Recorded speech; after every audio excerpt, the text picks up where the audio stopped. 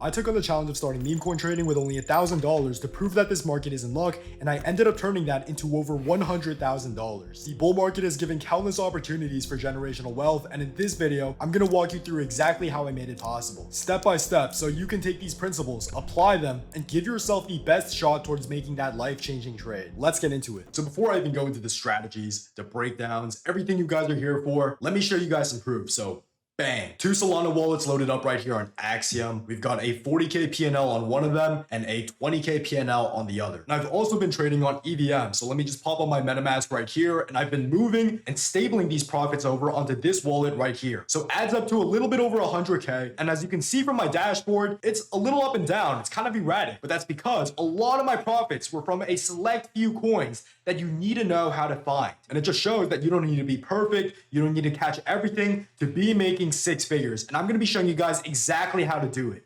Let's get into it. To start, let's go over the beginning. Starting with $1,000. Why precision is so important. Since I started with only $1,000, it meant I had an extremely small margin for error. I cannot make a single big mistake or it's over. One emotional moment, one unlucky rug, one instance of being over leveraged, and it's done. My challenge is over. And for a lot of you guys who are watching, this isn't even a challenge, it's your real life. Once you run out of money in this game, it's over. If you're trading, your entire goal is to multiply your starting capital. And if you have no capital to work with, pretty obvious, but you're cooked. So I built my foundation around maximizing high risk to high reward plays only. I set myself up. I built strict rules on my entire strategy to ensure that I was only making trades with asymmetrical upside. Now, how do you do this? The first answer to that is dialing in a proper setup. And the first thing you need for a proper setup is, of course, the best trading bot in the space. And currently, that's Axiom Pro. As you can see, I'm on it right now. It's where I've been trading on for Solana for this entire challenge. And I can tell you from my experience myself, through hundreds of thousands of profits, Axiom Pro is the fastest bot in the space. It's got the cheapest fees, and it's the most secure because they've got doxed founders and they're backed by Y Combinator. And to set that up, all you have to do is head to the Axiom link in the description down below.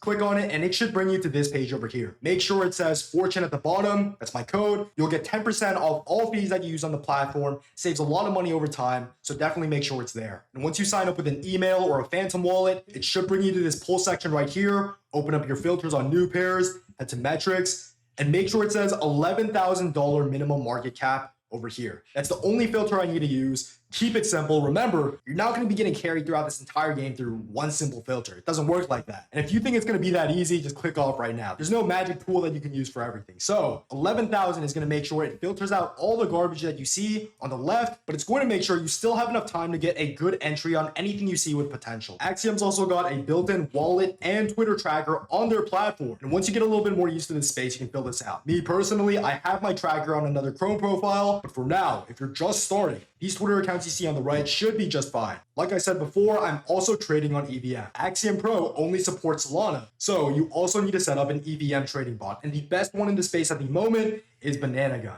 Just head to the Banana Gun bot Twitter. They have their setup link over here, and they have an entire guide on setting up by just heading to the website, heading over to docs, and they should have a guide for each Banana Gun bot feature. Now, it's a little bit more complicated than Axiom, but EVM is heating up at the moment, so I would get this set up as soon as possible. So now that we've got our trading bot checked off, what do we need next on the list? And that's going to be a Twitter profile. Crypto Twitter is the most important research tool in the entire space. Twitter has literally made me millions, but how do you actually take advantage of it? The first thing you're going to do is head to my Twitter account, drop a follow or not. That's not what's important. What is you go to my following list and you try to follow as many people as you can see on here. I've tried my best to curate the best possible Twitter list possible for you guys. And a lot of the accounts you see here are going to be important crypto institutions, very good traders, important influencers in the space with a lot of pull, crypto, and general news feeds. And once you follow a couple during your journey, you're going to head to the Twitter accounts that you're following, follow who they're following, follow who those guys are following, and so on and so on. And what this is going to do is it's going to curate your Twitter profile to lean towards crypto Twitter. What do I mean by that? So my first point, if I go to my For You page, you can see it's all crypto content. Everything here is crypto content. And if I head to my following page, once again, it's all crypto and crypto news content. And in a space like crypto, it's so important to be aware of everything that's going on in the timeline. And by following the right accounts, you always know what's happening in crypto. You know where the attention is going, and it gives you a look into the perspectives of other good traders on chain. You can see their theses on certain coins and compare them to yours. And instead of doom scrolling scrolling on Instagram or TikTok all day, doing so on crypto Twitter is actually going to be productive. Now, for the second thing that a curated Twitter profile is going to do for you. Let's say you're researching a coin or you find a coin interesting, you can open up their Twitter profile or community and you can see, okay, which notable mutuals are following this account. And if any of them catch your eye,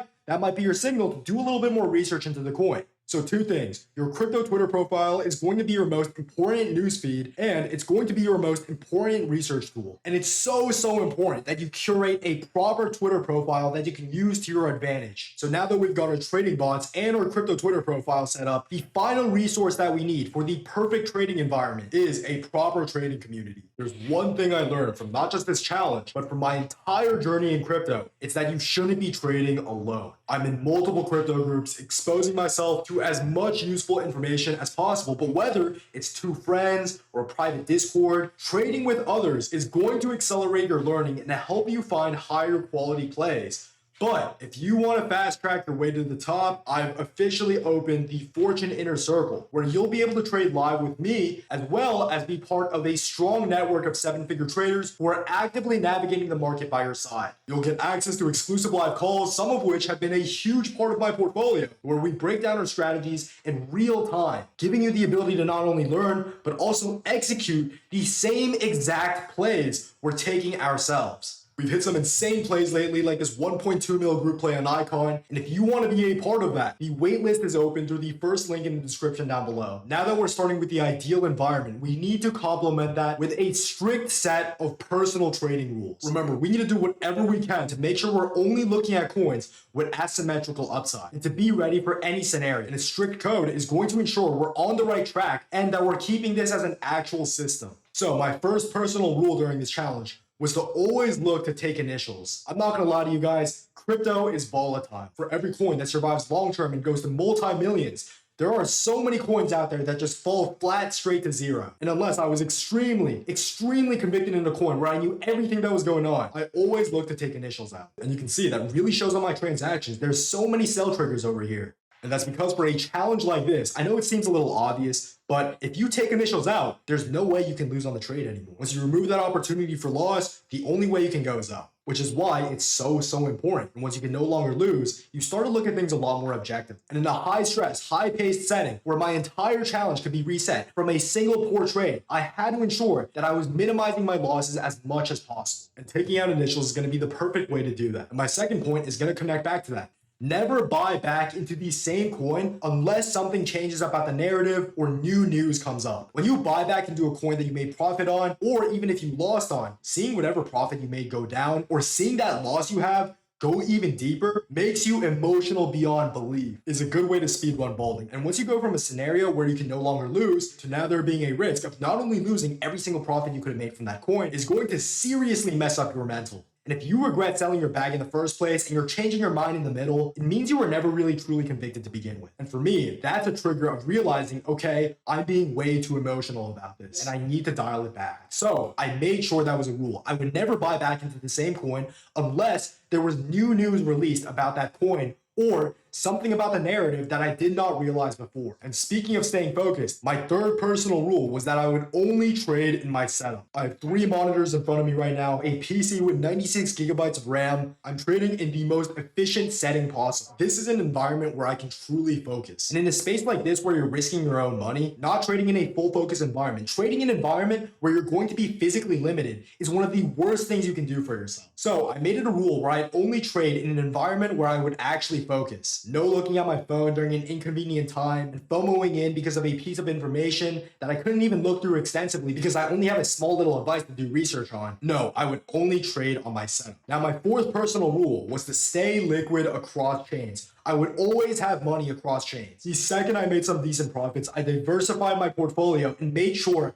I had money on every single chain. And you can see I proved that with my MetaMask wallet. You never want to be restricted. You never want to be left out of an opportunity. And right now with EVM, Ethereum, Base, BNB heating up, you always want to make sure you're ready for a play. Don't trade only on Solana just because you're lazy. Always be ready with capital on your hand. And now my fifth point was stable your profits immediately. And I showed you guys that through the wallet that was holding 50K. A large majority of the profits that I made from my trade, I moved into a separate wallet, which I then immediately turned into stable coins. Let's say I make 50 Sol on a trade, but instead of stabling that immediately, I just keep it in Solana. And I'm sure if you guys have seen how Solana's been moving recently, that amount of money is fluctuating, and that means I'm taking a second trade on top of the one I would already take. So instead of risking my profits even further, I would just immediately stable that amount and keep it in USD to make sure your profit is still profit. I never had to worry about the downside, and I never assumed that the market owed me more upside. And this way, it clears my head, it gives me more an objective view when I'm actually trading. Now, all 5 of these rules aren't meant to limit me. They're here to protect. Money is easy to make in crypto. You can literally make it appear out of thin air, but it's actually keeping it that's the difficult part. And especially when you're starting small, survival is key. And these rules help me keep a clear head and help me look at things a lot more objectively. And now that we've got the start covered, already losing my voice, but let's break down some of the trades that I took for this challenge and how you can catch them yourself. So for this video, I'm going to be going over 2 coins. The first one I'm breaking down is a coin called Pochita. So you can see here on one wallet, I made a little over $9,000 and the other almost $7,000. So in total, almost a $16,000 trade on this challenge. And if I open it up, you can see my buys and sells right here. Now let me show you the exact strategy that I used to find this coin and take this trade. It's called the alpha filter, a 3-part strategy that has carried me to where I am today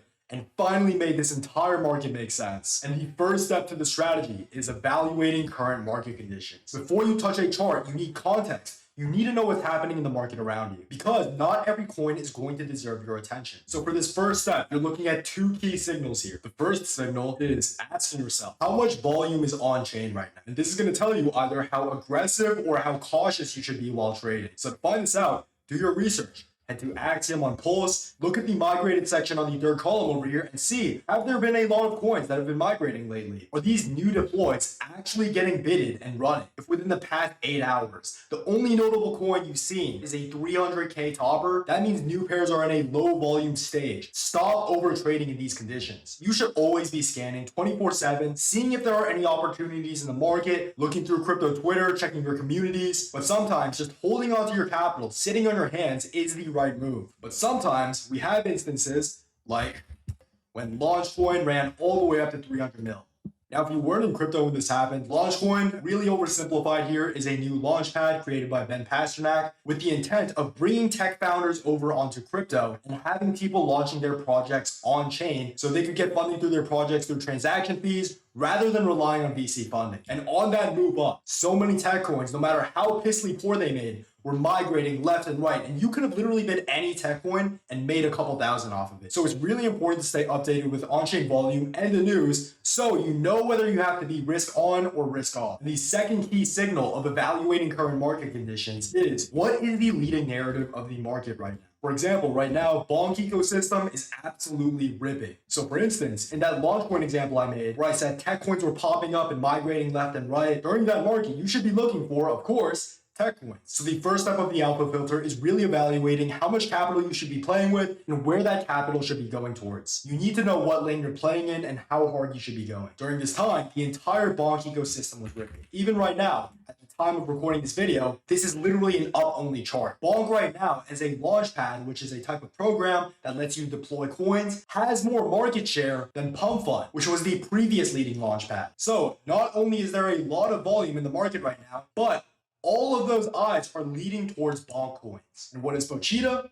A type of bonk coin. Now, you might still be a little bit confused about the entire narrative. Okay, what even is Pochita? And that's where I'll be going to in the second step of the alpha filter, which is knowing how to value the narrative. Crypto is an attention market, so everything is about an eye-catching story, an eye-catching narrative. A good narrative is going to lead to more attention, and more attention is going to lead to more volume. So, how do you actually identify a valuable narrative? And let's use Pochita as an example. If I open up their community right here and I scroll down, I do a little bit of research, I see, okay, Pochita is actually Bonk's sister. And if you don't know what Bonk is, it's this dog over here, huge meme. The coin's literally at over a 3 billion market cap right now. And by looking through the Twitter, now we know the narrative. And so the narrative of Pochita is that it's Bonk's sister. The leading #1 coin in the market right now, Bonk, has a sister named Pochita. But how do I format valuing a narrative into an actual system? To do this, you're going to ask yourself 4 questions. The first one is how many people will actually see this? So what is the reach potential of the narrative that you're looking at?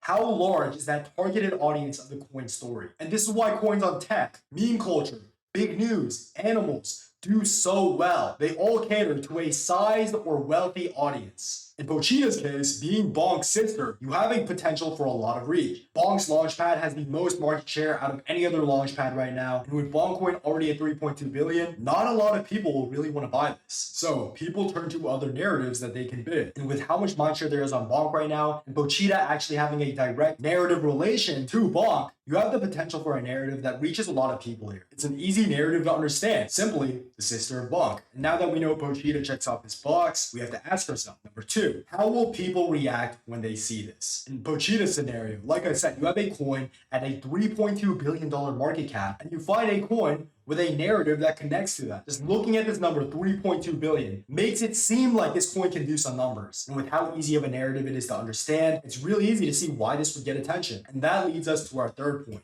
What is the ceiling for this attention? What catalysts does this coin have? Now, this question, if you don't have a lot of experience in crypto, you might struggle with. Just because, and this is honestly one of my favorite phrases, nothing in crypto is a blanket. You can't make blanket statements in crypto. Something that applies to one coin is almost never going to apply to another. But there are ways you can gauge some sort of estimation as to how high a coin will really go. Through looking at the bull catalysts, number 1, and historical examples, number 2. So what realistic bull catalysts does Pochita have? As of this moment, not really many, besides more people just catching on to the narrative. I mentioned UniPCs before in this video, aka Bonkai, and he's a major figure in this entire bonk meta. He has a lot of influence to push coins of his own will, but he does this very rarely and only to a select few amount of coins. So him talking about Pochita isn't very realistic. But one thing I can think of right now, just through pure experience and spending time in the charts, showing up, one coin right here,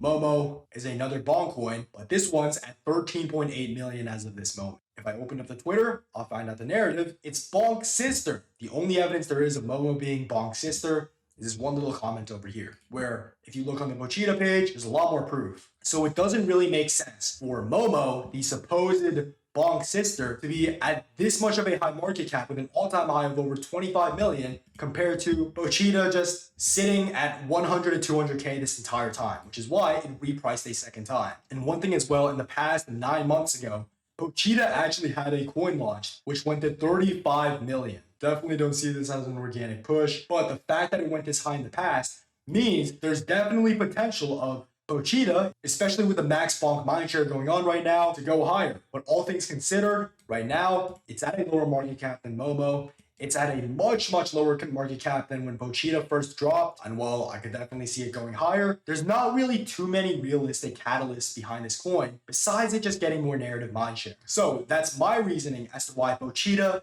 isn't necessarily a 15, 20, or $30 million market cap coin. Now, of course, something could change out of nowhere. Bonkai or another huge influencer in the space right now could suddenly support this coin. But as of right now, with the information I have as of this moment, while Pochita does really well in the first 2 points of narrative valuation, it's hard to really see a massive ceiling for the attention on that narrative. Speaking of, for the fourth and final part of valuing a narrative, we need to know how long is that reaction to that story going to last. And this is once again really dependent on the bull catalysts of this coin. So as I stated before, there aren't really many bull catalysts around Pochita. Besides, the narrative simply getting more mindshare or magically being picked up by an influencer, or if Bonk rips even further and the entire Bonk ecosystem mindshare explodes from here, there's not really any concrete or realistic bull catalysts around this coin. Because of that, Pochita lacked a little bit on this fourth point over here, and it's why, like I said, it's not a 5, 10, 20, $30 million market cap narrative as of the information we have of yet. But now that we've evaluated the current market conditions, how valuable the narrative is in that environment, and the third and final part of the alpha filter is spotting the inefficiency before it reprices. This is where the real edge is. The alpha filter isn't about what's catching what's obvious. It's about catching what's mispriced before the timeline sees it. You're looking for coins that are lagging behind the market, but have the narrative potential to reprice. And let me just use Pochita as an example. As you can see all the way on the left, my average entry for Pochita was 35.5K. Now, how did I know this narrative was going to reprice from that low? So let me break down my thought process. As I said before, Pochita was actually launched 9 months ago, but this one isn't on the Bonk launch platform. It's on Radium, and Radium isn't the one with mindshare right now. It's Bonk. So when Bonk's ecosystem was ripping, I knew I had to look for a Pochita on the Bonk launchpad, and that's when I stumbled upon this. And because I knew of Pochita's performance before, I knew this was a coin that had potential to get mindshare. If you add Bonk's ecosystem ripping on top of that, you have a coin just waiting to reprice. And after holding it for 4 days without selling a cent, Pochita played out exactly how I expected it to. And being able to spot these windows is how you catch coins before they explode. You don't FOMO into whatever's trending or exit liquidity. You need to be constantly trying to predict what's going to run up next. And how did I do that? Literally just by showing up. I showed up to the market every single day to not only gain the knowledge that this coin existed, but also that it would have the potential to run. And that's why it's so important to be aware of everything that's going on around you and processing the right information. If I open up the Fortune Inner Circle right here on June 30th, you can see our call on Pochita right here at 21.6K market cap, with the thesis being that it was Bonk's sister. We had the vision at 21.6K market cap for the 70x at the 1.3 mil all-time high. These are the kind of inefficiencies you need to find. And by integrating every single step of the alpha filter into your trading and actually applying it, it's impossible to not eventually find a valuable coin with a strong narrative. And what was the end result of that? $15,000 closer to completing the challenge. Now, another perfect use case of the alpha filter that I want to talk about is SBET right here, Sharplink gaming coin on Ethereum chain. This was a coin that Fortune caught at $161,000 market cap with an all-time high of 14 million. We literally caught the absolute pico bottom right here. And I ended up making $24,000 for the challenge on this trade. And same exact thing here. You're going to use the alpha filter. So Sharplink Gaming is an actual stock, and it's one of the first NASDAQ listed companies to adopt Ethereum as its primary treasury. Huge news for crypto, and you would have been known this coin's existence all just by being updated with the news. Now, let's apply the alpha filter to here. Number one, evaluating current market conditions. When SBET was first running, and even right now, Ethereum is absolutely ripping. It's the best performing major cryptocurrency in the entire market right now. And because of this, Ethereum has so much mindshare at the moment. So for the first step of the alpha filter, knocks off the two easily, tons of volume, and a lot of mindshare. Now, number two, let's actually value the narrative. Number one, how many people will see this? Now, if you're caught up with the news, when SBET was running up as a stock, you know, not only were you getting people from crypto looking at it, but also from TradFi people as well. There was a huge audience that this news catered to. So for the first narrative check, passes it with beautiful flying colors. Number two, how will people react when they do? And for this, once again, you need a little bit of experience. If you don't know, stocks centered around crypto or memes do extremely well on chain. A perfect example of this is GME, GameStop. And when the actual GME stock was running up, the GME meme coin went to an all-time high of over 200 million. So just through looking at what historically works, you know people would react to this news by buying the SBET meme coin. So lots of attention on SBET, but what is the ceiling for that attention? Now, SBET's market cap is 3.5 billion, and they now hold over $1 billion in ETH. So huge numbers you can use as a reference here, and the fact that stocks around crypto do extremely well as meme coins. And what is the result of that? The potential for a multi-million-dollar market cap ceiling. This is a coin that you can start averaging out at several millions. But now, how long will that reaction last?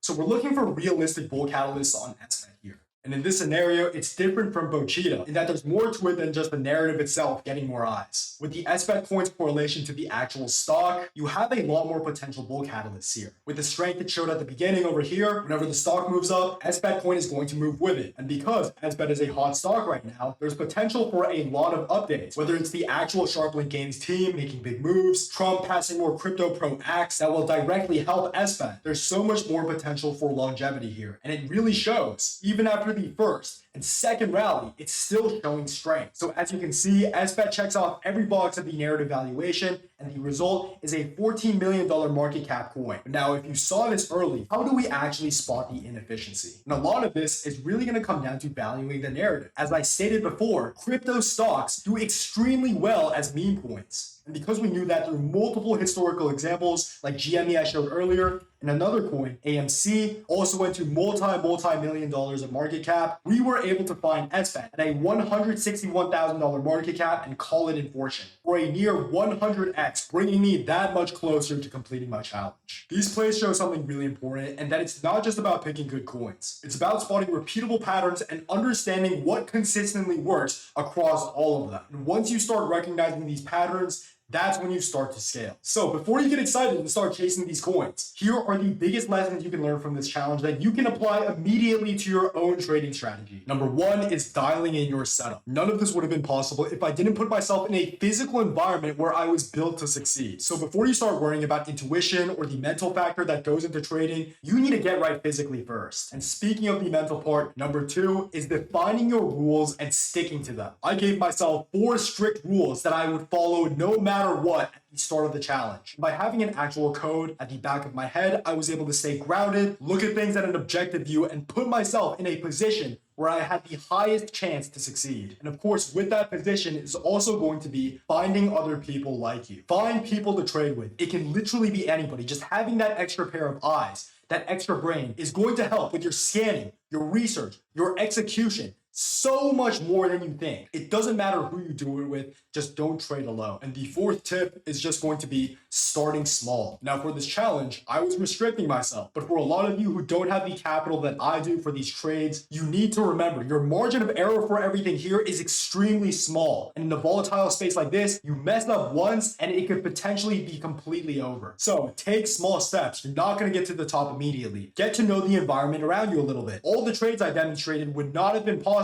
if I did not have the experience of actually taking the time and putting in the effort and really getting to learn this market. And 5 is going to be aligning every coin that interests you with the alpha filter. I just gave you the ultimate strategy for finding valuable coins. Use it. Evaluate the market conditions, evaluate the narrative, and find that inefficiency, that window that's going to give you that 100x. Finally, journal and review daily. This is going to align with just getting experience, but as I mentioned, every single coin I demonstrated to you guys all requires some previous knowledge. So how do you even get to that point? And that's going to be by reviewing every single trade you take, asking questions. And the only way you'll be able to compound previous knowledge on top of previous knowledge is by journaling. It doesn't matter if you're new or experienced, take the time out of your day. You don't have to write an entire essay, just write a couple points about what you did specifically and what you could have done better. At the end of the day, this isn't about copying my trades. It's about understanding why they worked and building your own personal edge. Take what's working, gather your own insight and conviction, and show up. That's all it takes to get to the top. So if I had to start over tomorrow with $1,000, here's exactly how I'd structure my next 30 days, step by step, to give myself the highest chance of repeating that success. The first one is that you need to be obsessed. You need to be at a point where you're constantly aware of what's going on and always looking for more. I was only able to take these trades because I was updated with the news, because I was updated with existing coins. I showed up to the market every single day. If you're not obsessed, you're not going to make it. And if you don't have that mentality already, you need to force yourself into it. Look through every single coin that catches your eye. Utilize some of your free time just looking through crypto Twitter. Don't just make it a routine, make it an obsession. Next, always question everything. For every trade you take, pretend I'm standing right over you, gun to your head, asking, why are you taking this trade? You should be able to clearly explain why you're buying into a coin without a single stutter. If you're not even sure what the narrative is, why are you taking the trade? Are you here to trade or are you here to gamble? So it doesn't matter if what you're thinking is perfect, just question, and you should always have your own answer. And finally, have a system in place. The alpha filter, I gave it to you. It's the strategy that brought me to where I am today. And it gives me a format that I can apply to every single coin. It's a real system. It allows me to organize my thoughts on every single move that I'm doing. But these lessons aren't just ideas. They're the foundation of how I scaled from not only 1K to 100K for this challenge, but my entire journey to where I am now. But for you, understanding this isn't enough. So the real question is, what do you actually do with the information that I just gave you right now? Now you know exactly how I completed my challenge and how you can apply it yourself. But if you want not only the highest quality calls in the space with extensive theses on each one and personal one-to-one help on actually finding these coins coins yourself. To get results like Ron, who made $40,000 literally a few days within joining, or Bayside, who flipped a few $100s to a 300k portfolio, go ahead and apply for the Fortune Inner Circle in the description down below. Thanks for watching, and peace.